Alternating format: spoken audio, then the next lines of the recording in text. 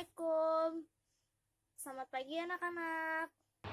Waalaikumsalam. Pagi, Bu. Apa kabarnya hari ini? Baik, Bu. Alhamdulillah. Sebelum kita mulai, ketua kelas tolong pimpin doa. Baik, Bu. Berdoa dimulai. Berdoa selesai.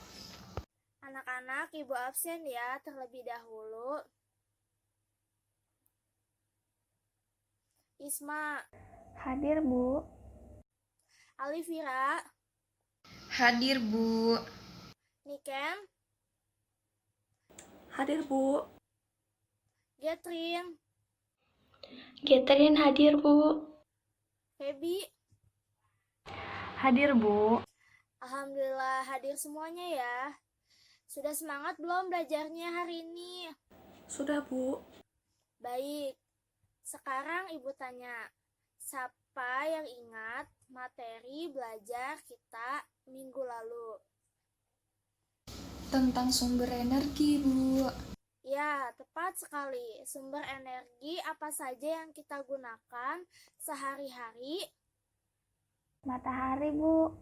Listrik, Bu. Ya, tepat sekali. Sangat penting bagi kehidupan kita, semua makhluk hidup membutuhkan energi. Ibu mau tanya nih, siapa yang sudah sarapan pagi hari ini? Saya, Bu. Saya. Sarapan pakai apa? Pakai nasi, telur, dan juga sayur, Bu. Saya pakai nasi goreng, Bu. Ya, Feby, di dalam sayuran yang kamu makan itu ada sayuran apa aja ya? Ada wortel, ada kentang, ada tomat, dan juga bayam, Bu. Wah, banyak sekali ya isinya.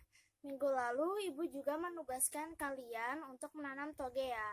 Togenya sudah mulai tumbuh panjang, apa masih pendek? Sudah mulai panjang, Bu. Nah, hari ini kita akan mempelajari bagian dan fungsi tumbuhan. Kalian tahu nggak apa saja bagian tumbuhan itu? Ada buahnya, Bu. Ada daunnya, Bu. Ada batangnya, Bu. Ada bunganya, Bu. Ada akarnya, Bu. Ya, tepat sekali anak-anak. Di sini ada sebuah tumbuhan. Kalian bisa lihat? Terlihat tidak? Terlihat, Bu. Nah, berdasarkan jawaban kalian, sebutkan tadi, selain buah, daun, batang, bunga, dan akar, biji juga merupakan bagian tumbuhan. Kita mulai membahas mengenai akar. Akar menampilkan akarnya ya. Akar dari tumbuhan. Akar terletak selalu di bawah tumbuhan. Ada yang tahu fungsi akar? Mengokohkan tumbuhan, Bu. Benar, bagus sekali. Tepuk tangannya. Akar berfungsi sebagai bagian yang mengokohkan tumbuhan. Selain itu juga menyerap air dan mineral. Selain menyerap air, juga menyimpan cadangan makanan. Contohnya tumbuhan umbi-umbian. Kemudian ada bunga. Ada yang tahu fungsi bunga? Menarik perhatian serangga, Ibu. Benar, tepuk tangan. Selain itu, bunga juga berfungsi sebagai alat perkembangan. Kemudian ada batang. Ada batang nih ya, ini namanya batang. Batang ini berfungsi mengedarkan mineral dan air serta zat makanan ke seluruh bagian tumbuh-tumbuhan. Ada yang tahu di batang ada apa? Daun, Bu. Benar. Daun berfungsi sebagai tempat berlangsungnya fotosintesis. Kemudian ada buah. Buah berfungsi melindungi biji serta cadangan makanan buat biji berkecambah. Biji merupakan hasil dari pembuahan yang terjadi akibat penyerbukan antara serbuk sari dan sel telur pada putik. Jika biji ditanam akan tumbuh menjadi tumbuhan baru. Sampai di sini ada yang tidak paham? Paham, Bu. Paham, Bu. Paham, Bu. Oke, jika sudah paham, kita sekarang buat 2 kelompok ya. Kelompok 1 ada Isma, Alivira, Niken, dan kelompok 2 ada Getrin dan Feby. Tugas kalian ceritakan bagaimana proses pertumbuhan toge yang kalian tanam. Baik, Bu. Kacang hijau yang aku tanam, aku tempatkan di tempat yang gelap. Saya menggunakan kapas sebagai pengganti tanahnya. Ada kesulitan dalam penulisannya? Tidak, Bu. Kulit kacang hijaunya sudah terkelupas dan sudah mulai tumbuh menjadi kecambah. Sudah mulai tumbuh, Bu, dan daunnya juga sudah mulai muncul. Semuanya sudah selesai ya. Silakan kelompok 1 hasil diskusinya dipresentasikan di depan ya. Boleh salah satunya saja. Assalamualaikum warahmatullahi wabarakatuh. Di sini saya akan mempresentasikan hasil diskusi kelompok 1. Alat dan bahan yang dibutuhkan dalam percobaan ini yaitu yang pertama ada air, yang kedua kapas, yang ketiga gelas plastik, yang keempat biji kacang hijau. Lalu cara kerjanya yaitu yang pertama, siapkan 2 gelas plastik yang di dalamnya telah diletakkan kapas yang telah dibasahkan ke dasar gelas. Yang kedua, kemudian letakkan biji kacang hijau sehingga nempel terhadap media kapas tadi. Lalu letakkan masing-masing gelas plastik di dalam ruangan tertutup tanpa cahaya. Kelompok kami meletakkannya di dalam lemari. Lalu gelas kedua diletakkan di pinggir jendela yang terkena sinar matahari. Pembahasannya, setiap hari pertumbuhan pada biji kacang hijau itu berbeda. Di dalam gelas yang diletakkan pada ruangan gelap, tanpa cahaya, pertumbuhannya sangatlah cepat. Tinggi batang tanaman mengalami pertumbuhan yang signifikan dan memiliki ciri-ciri batang yang panjang dengan diameter yang sangat kecil dan mudah patah serta daun yang berwarna kuning. Sedangkan tanaman yang diletakkan di dekat jendela dan terkena sinar matahari memiliki ciri-ciri batang yang pendek namun lebih kokoh dan juga berwarna sedikit kemerahan serta daun yang lebih lebar dan berwarna hijau tua.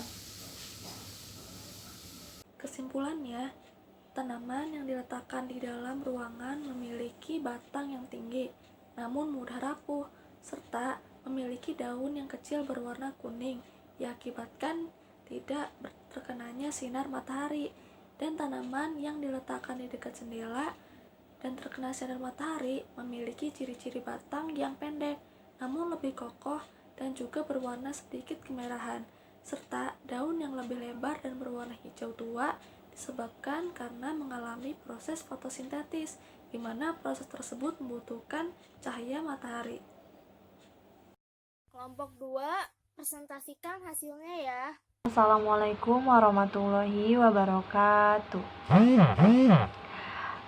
Di sini kami berdua akan menjelaskan tentang hasil kerja kelompok kami. Di sini alat dan bahan yang dibutuhkan dalam praktek ini yaitu yang pertama kapas, yang kedua gelas plastik, yang ketiga air, dan juga yang keempat biji kacang hijau. Nah, cara kerjanya yaitu siapkan 2 buah gelas plastik, kemudian kapas yang sudah dibasahkan dengan air. Lalu letakkan kapas yang sudah dibasahkan air tersebut ke dalam dasar gelas tadi.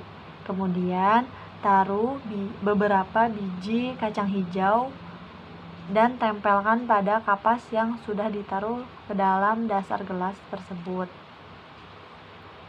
Nah, 2 gelas tadi masing-masing diletakkan di tempat yang berbeda.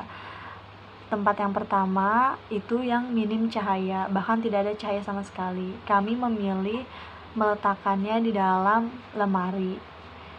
Yang kedua, letakkan gelas yang terkena sinar matahari. Kami meletakkannya yaitu di jendela, Bu. Untuk selanjutnya akan dijelaskan oleh teman saya. Setiap hari, kami melihat pertumbuhan tanaman dengan sesekali ditetesi oleh air. Pertumbuhan tanaman dengan minim cahaya begitu cepat. Batang tanaman tinggi dan kecil, serta daun berwarna kekuningan. Sedangkan pertumbuhan yang diletakkan di luar ruangan memiliki batang yang pendek namun berdiameter besar, dengan warna daun hijau pekat. Kesimpulannya, pertumbuhan tanaman berbeda-beda dikarenakan tanaman yang minim cahaya tidak terkena cahaya matahari dan tidak terjadi fotosintesis. Sedangkan tanaman yang diletakkan di halaman rumah terkena matahari langsung dan mengalami fotosintesis yang memengaruhi bentuk batang, akar, maupun daunnya. Terima kasih. Tepuk tangan untuk kita semua. Hasil diskusi kalian semuanya udah bagus. Sekarang yang mau menyimpulkan pembelajaran ada hari ini. Saya, Bu, bagian tumbuhan terdiri dari bunga, daun, batang, akar, dan biji. Saya, Bu, bunga berfungsi untuk menarik perhatian serangga dan juga untuk perkembangbiakan. Saya, Bu, daun sebagai tempat fotosintesis. Ya, benar semua. Sudah paham semua anak-anak?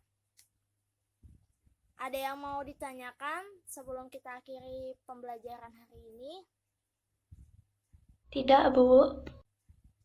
Sebelum kita akhiri, tugas kalian perhatikan 5 tumbuhan yang ada di rumah kalian dan sebutkan apa bagian-bagiannya dalam tumbuhan itu. Paham ya? Hari ini sekian materi kita. Untuk pelajaran minggu depan jangan lupa membaca buku halaman 32 ya. Wassalamualaikum. Siap, Bu. Waalaikumsalam.